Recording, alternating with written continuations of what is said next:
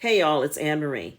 Let's talk a little bit about this whole Marc Lamont Hill and that recent exchange he had with Flip on the Joe Budden podcast. You say a lot of tricky words. No, I don't. So, I say regular be words direct. that's tricky to you. When Flip said, "You use a lot of tricky words," and Mark looked him dead in the face and said, "I use regular words, they're just tricky to you," I hollered, y'all, because that right there, that's the whole message. That little moment perfectly captures why I don't argue with people in my comment section.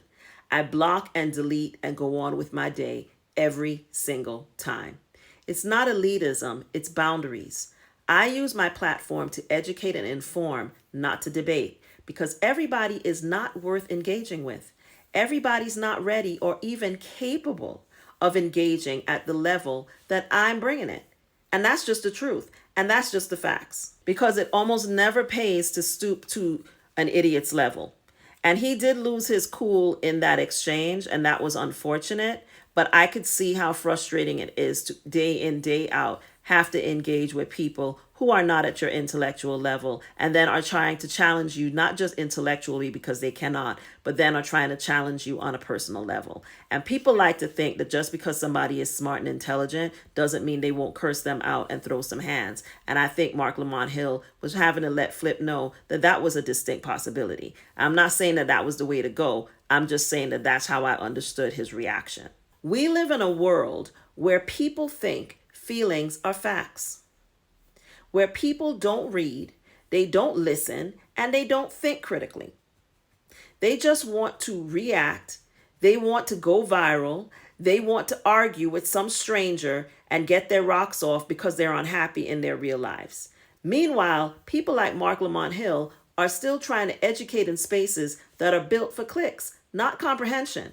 That man is doing very hard labor, intellectual labor, and I respect it. But I also hope that they are paying him very, very good coin for his time. Because what he's trying to do, engaging with folks who aren't listening to understand, that's exhausting.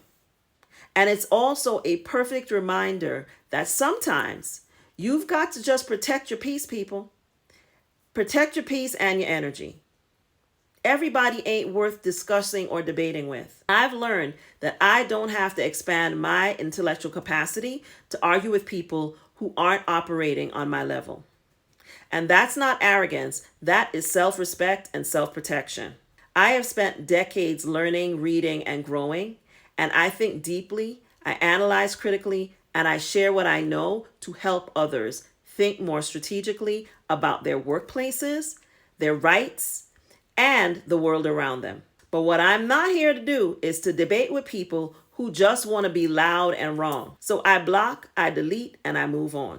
This is one of the many reasons why I created my AntiHR Reading List and started my Make Reading Great Again campaign and the related collection. Because reading, thinking, and listening are skills we cannot afford to lose. If we want to survive in this era of misinformation, we need to make reading great again.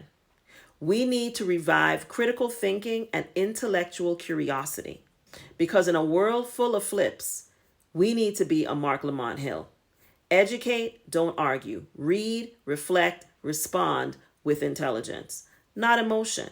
And yes, Mark did get emotional, but I don't believe that that's the way to go. If you found this breakdown useful, hit like, drop a constructive comment, and subscribe. Tap the notification bell so you never miss when I drop another video. Follow me on social media as the Anti-HR HR Lady.